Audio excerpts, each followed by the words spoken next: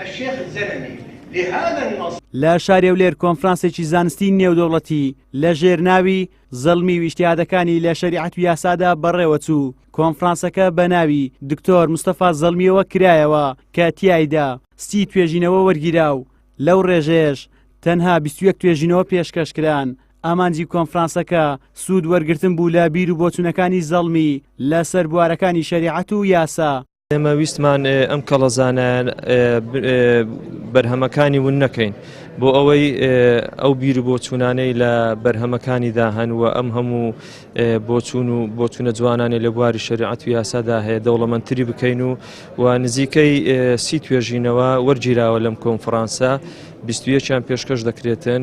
بۆیە ئێمە ئامانجمان ئەوەیە خزمەت بە زاناکانی خۆمان بکەین و بەرهەمەکانیان دەوڵەمەندتر بکەین. ئێمە دەرەنجامەکانی ئەم کۆنفرانسە کە بریتین لە ئاوێزانکردنی هەردوو بواری یاسا و شەریعەت دەیخینە خزمەتکردنی ڕەوتی زانست و کۆمەڵی کوردەواری و کۆمەلگای عراقی لەبەرەوەی مامۆستای ڕەحمەتی توانیویەتی کە خزمەتەکە لەسەر ئاستی عراقی و لەسەر ئاستی تا نێودەوڵەتیش بە حەقیقەت و زیاتر تایبەت بووە بە خزمەتکردنی کۆمەلگای عراقی و کوردستانیش زیاتر.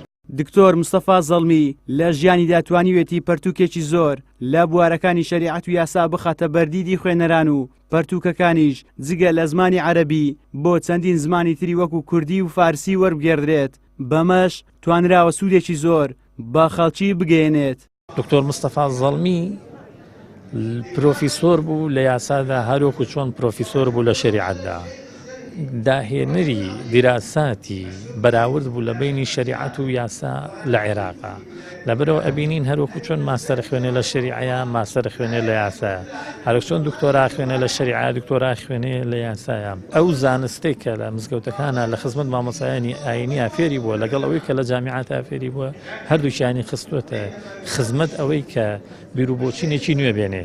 بەڕاشکاویش ئەڵێت دوای 73 ساڵ ژیانم لەگەڵ عیلما 40 ساڵ دەرزوتنەوەمەک و مامۆسا لە جامیعەتە گەیشتمە ئەو قەناعەتەی هیچ شتێکی جوانم نەبینی لە قانونی وڵاتانە لە فیقی ئیسلامیە لەو جوانتر یاوەکو ئەو نەبێت. دکتۆر مستەفا زەڵمی لە ساڵی 1924 لە گوندی زەڵم لە ناوچەی هەورامان لەدایک بووە و بۆ بەدەستێنانی زانست و زانیاری لە زۆرێک لە شارەکانی هەرێمی کوردستان خوێندوویەتی. چەندین بڕوانامەی باڵای زانستی لە ناوە و دەرەوەی وڵات بەدەستێناوە. خاوەنی 55 بەرهەمی چاپکراوە و 2000 لە 4/6 2016 لە شارێولێر کۆچی دوایی کردو لە ناحیەی خوڕماڵی سەر بە پارێزگای هەڵەبجە بە خاک سپێردرا.